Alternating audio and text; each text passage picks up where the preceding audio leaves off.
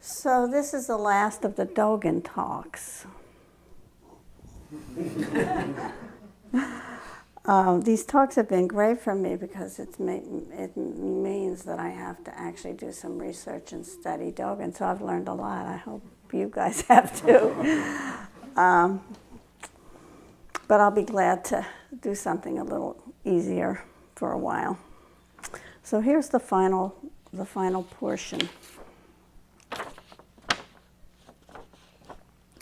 Mayu, Zen master Baoche, was fanning himself.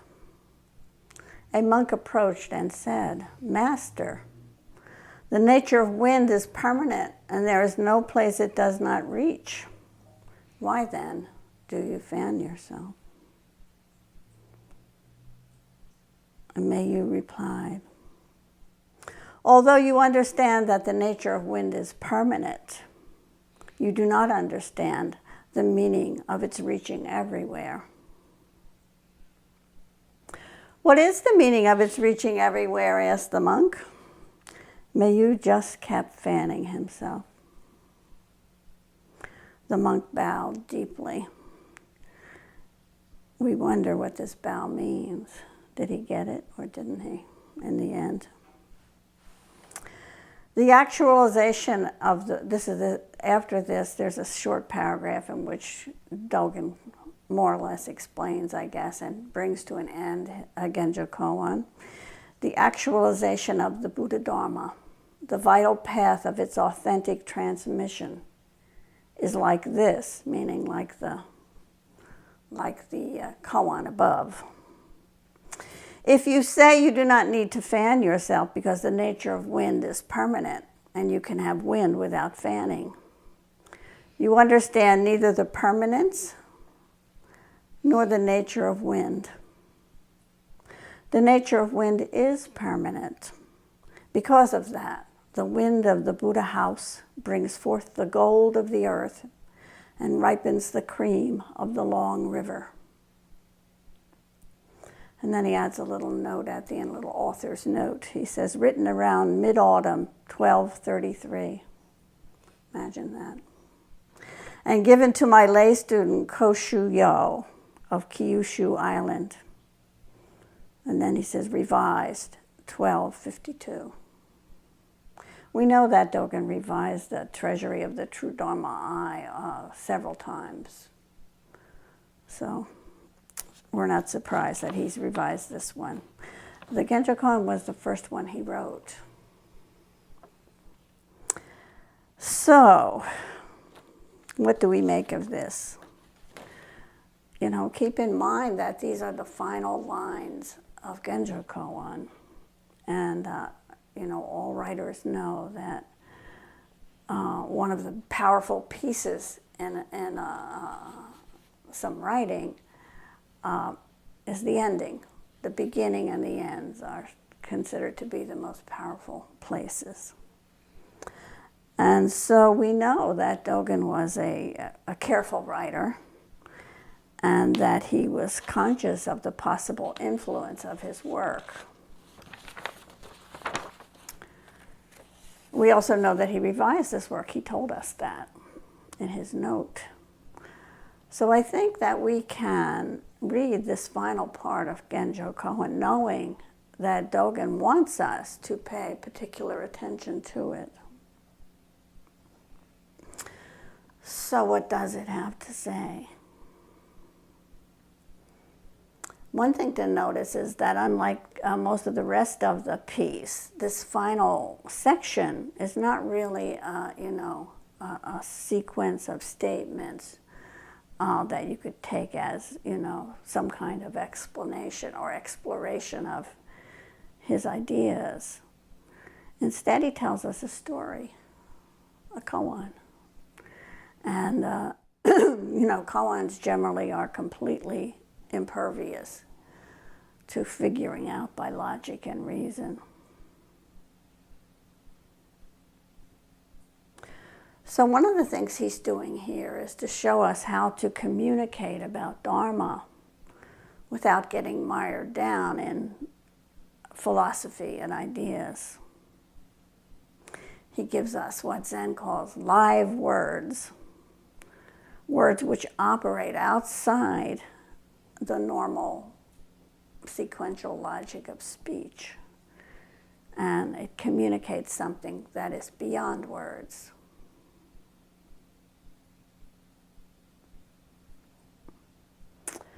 So let's take a look at this koan. I've actually spoken about this koan before outside the context of Genjo Koan. So the first line says, Meiyu, Zen Master Beoche, was fanning himself. So this teacher is not really speaking Zen words. He's not doing anything special or Zen-y. He's just living his everyday life, you know. He's sitting there fanning himself with his fan. Maybe it's hot. Maybe there are insects buzzing around. He's fanning and creating a breeze. So he's just very ordinary. It's his student, from the evidence of the koan, who's a bit half-baked and who tries to go all profound and Zen-y on him.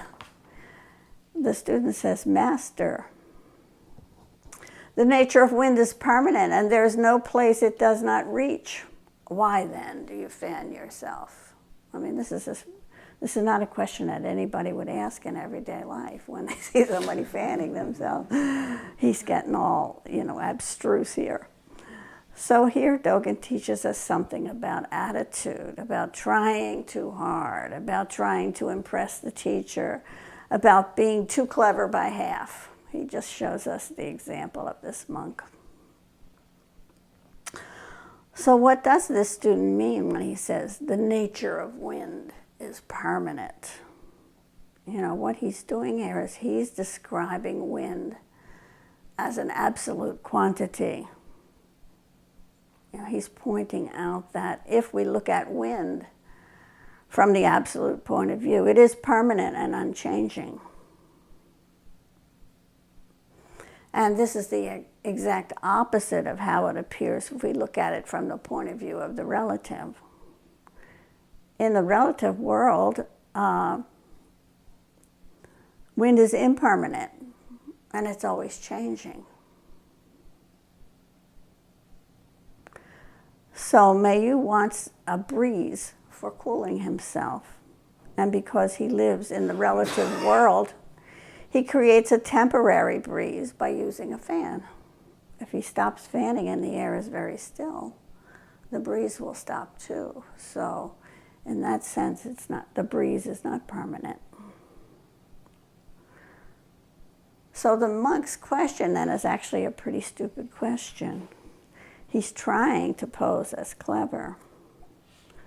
But what he fails to take into account here is what realm they're actually operating in.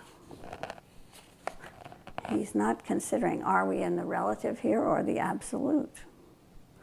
I mean, his question is the equivalent to saying to somebody who's using an electric fan, electrons are everywhere. Why then do you plug it in?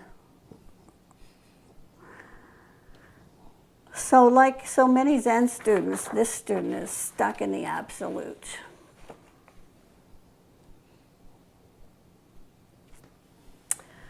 So when we think about, what we've studied about Genjo Koan through these weeks that I've been giving these talks, is we know that a big part of Dogen's teaching in Genjo Koan, he has spent the whole piece looking at things from both points of view. And he very smoothly and rapidly would switch from looking at something from the relative and then looking at it from the absolute. And our whole argument is that, the nature of enlightenment is to have both points of view. Not only to have them, but to hold them in equilibrium at the same time. So he emphasizes this teaching throughout the whole of Genjo Koan. And not only do we need to see the relative and the absolute, but we need to see that one side cannot exist without the other. You know, we chant every week pretty much, form is emptiness. Emptiness is form. So the monk shows by his question that he doesn't wholly get this aspect of Dogen's teaching. Mayu is innocently fanning himself, but nonetheless, he has an answer for the monk. He says, although you understand that the nature of wind is permanent, you do not yet understand the meaning of its reaching everywhere. He immediately discerns what the monk's problem is and where the question is coming from, what the error of his understanding is. So he's bringing up here, an answer. He says, yes, the wind and all other forms have an absolute aspect. This is true. You got that right. But the fact that all things are empty and absolute does not mean that this is how they operate in ordinary life.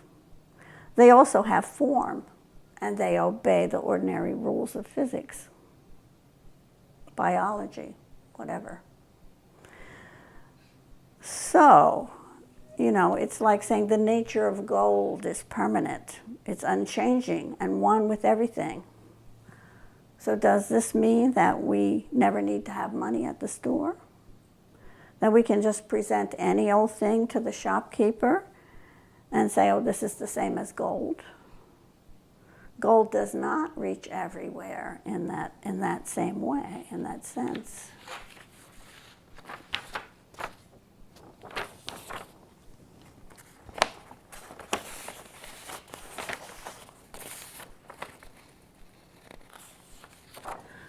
So the monk is still puzzled when Mayu gives this further explanation, because he doesn't clearly understand the 2 points of view.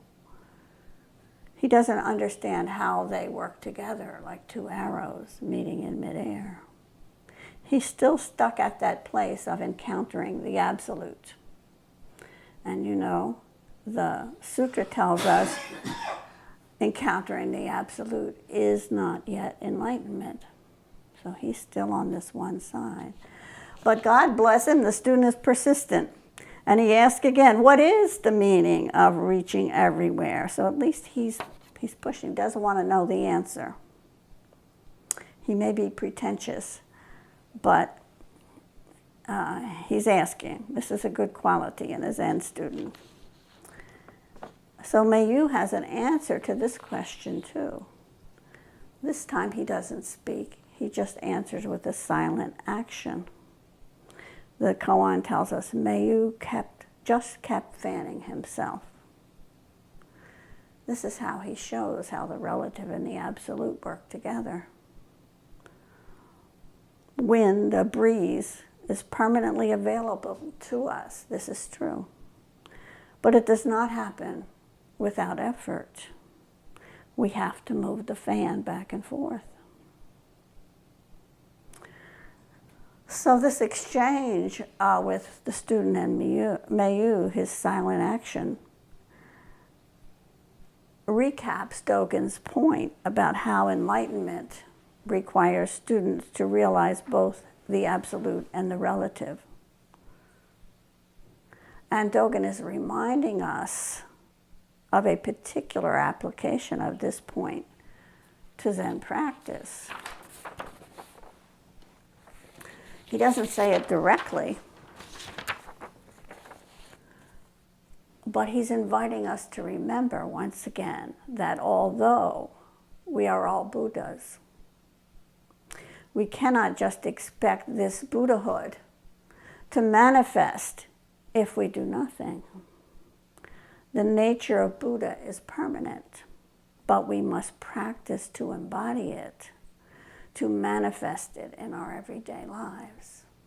Zen practice is the metaphorical equivalent of fanning yourself. So this is the final thought that the koan wants to leave us with. The good news is that we're all Buddha. The more difficult news is that we have to do something to fan this Buddha nature into effective presence in the relative world. So that's the end of the koan. We know the monk bows, but we don't know what that bow means. Did he get it? What do you think?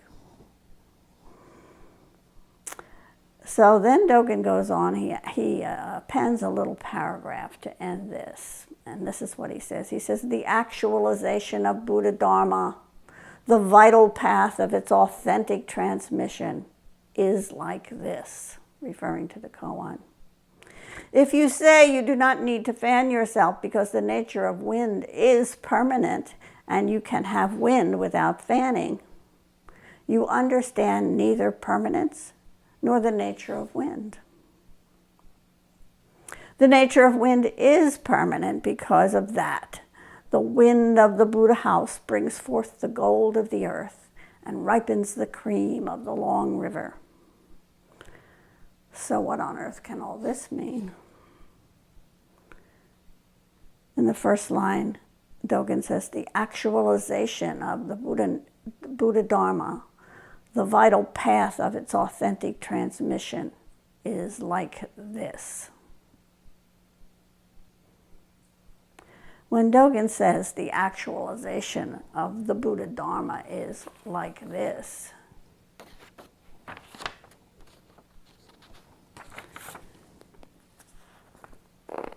he is actually recapping the point that he made in the koan. So just as the nature of wind is permanent, the possibility of waking up, of receiving authentic transmission, is everywhere. It's all around you. It's permanent as well. And when I say receiving transmission, that's what Dogen uses that word, authentic transmission. I don't think Dogen was talking about, and I am not talking about, formal transmission, that is, transmission from a teacher giving you permission to teach. What I'm talking about here, and what I think Dogen was talking about, was personally waking up, having insight, realizing the truth. It's a personal experience. You may or may not get transmission from a teacher from that, but you still got the realization. And like the wind, the potential for our realization is latent in each moment. This waking up may occur for each one of us at any time and any place.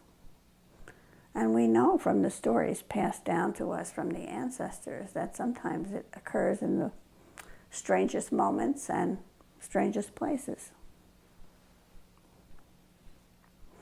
The second line of this paragraph says, if you say you do not need to fan yourself because the nature of wind is permanent and you can have wind without fanning, you understand neither permanence nor the nature of wind. Again, Dogen is referring here to the koan. He's saying that the permanent nature of wind is not activated unless we do the work of waving the fan. Likewise, the permanent nature of realization is not activated unless we do the work of practice. If you think that either the cooling winds of a fan or the wisdom of realization are available without effort, then you are mistaken. The Dogen says you understand neither permanence or the nature of wind. The final line of the paragraph says the nature of wind is permanent. Because of that, the wind of the Buddha house brings forth the gold of the earth and ripens the cream of the long river. So here is Dogen. This is the very last line. going all poetic on us and a bit mystical. And what he's saying here is that it is just because the potential of realization is always a possibility, that we in our everyday lives are filled with richness, meaning, and beauty. The images Dogen uses here is that of the gold of the earth and the ripening cream of the long river. These images seem to puzzle a lot of the translators, you know. They're translated many different ways, and there are lots of little footnotes here explaining this, that, and the other. Nobody seems to know quite what Dogen is talking about. And yet it seems probable that though we may not be able to know precisely what Dogen had in mind here, it's clear that he's pointing to the value, the preciousness of our everyday lives. He's talking about the earth. He's talking about form. He's talking about the place we live, the place that allows us to maintain our lives. This, he says, is golden. So he basically blesses our earthly human life. What about this other line? Ripens the cream of the long river. This seems to be a reference to some kind of special, delicious, very sumptuous dairy product. Nobody seems to know what it is. Some translators call it ghee, some call it cream cheese. At any rate, whatever the precious substance is, it is ripening, it's fermenting, it's developing.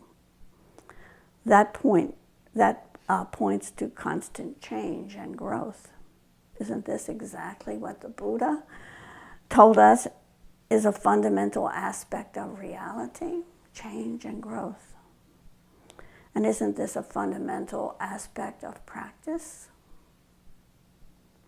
What Dogen is calling the long river, he says it's made precious by this creamy substance. Perhaps this river he speaks of is the river of time. Perhaps it's the flow of human life.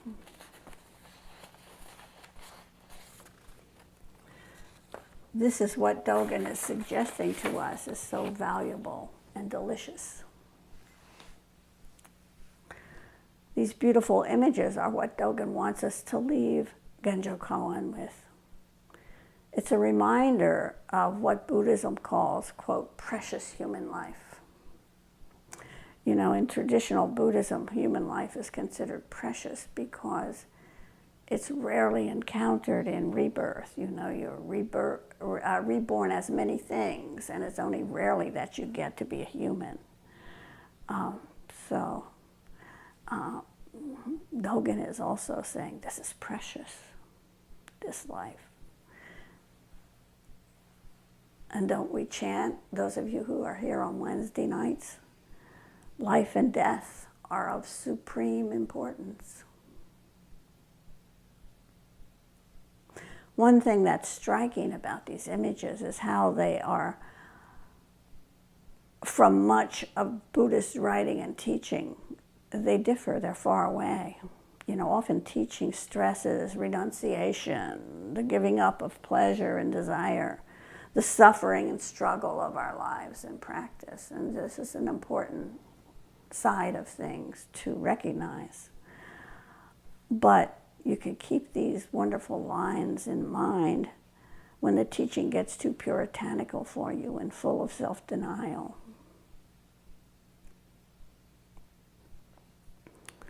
Let me see if I want to read them again.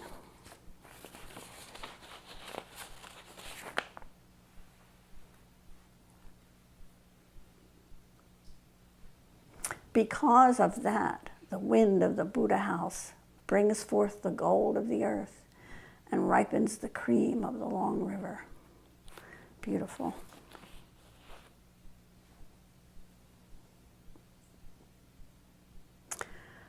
So finally, after this very beautiful ending, Dogen gives us a little footnote written mid-autumn, 1233, and given to my lay student Koshu Yo of Kyushu Island, revised in 1252. You know, Kyushu Island is the southernmost island of Japan.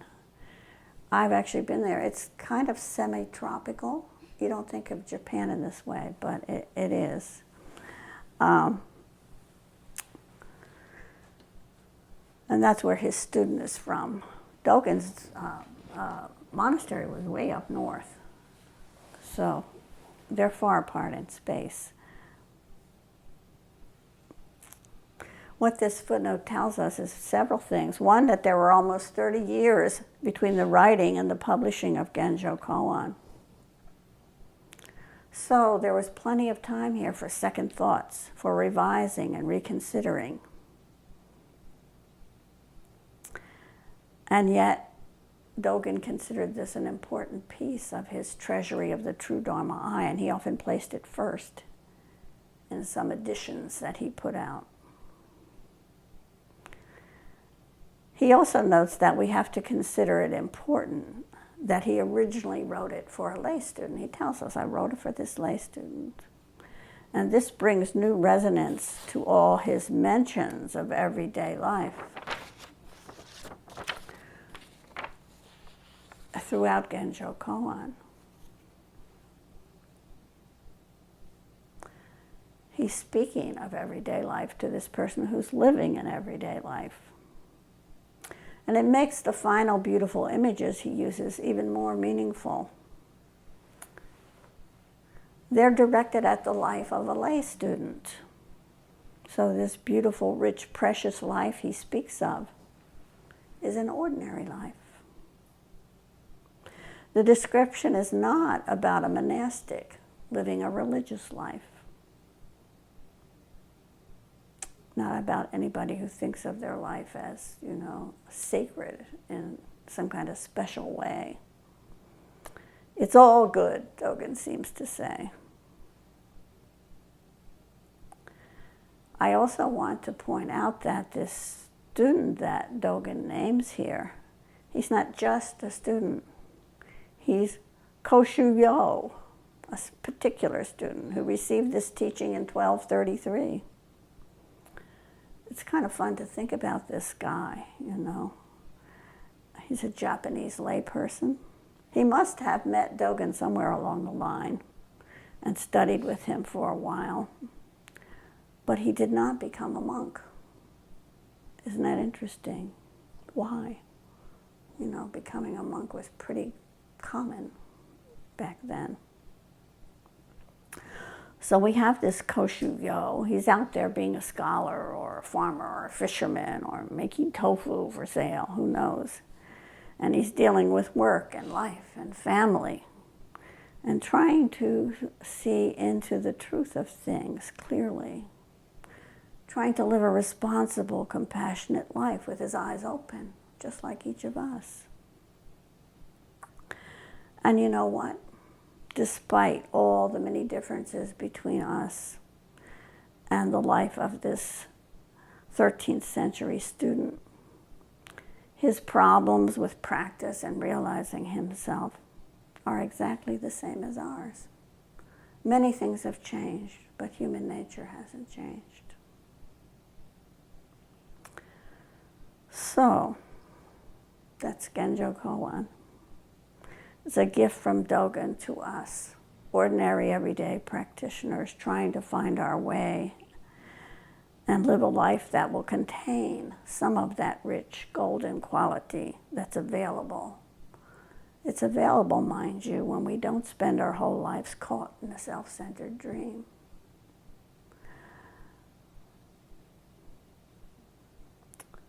So let's take this teaching and take it into our hearts and see if Dogen's words from so long ago can speak to us here now in Philadelphia.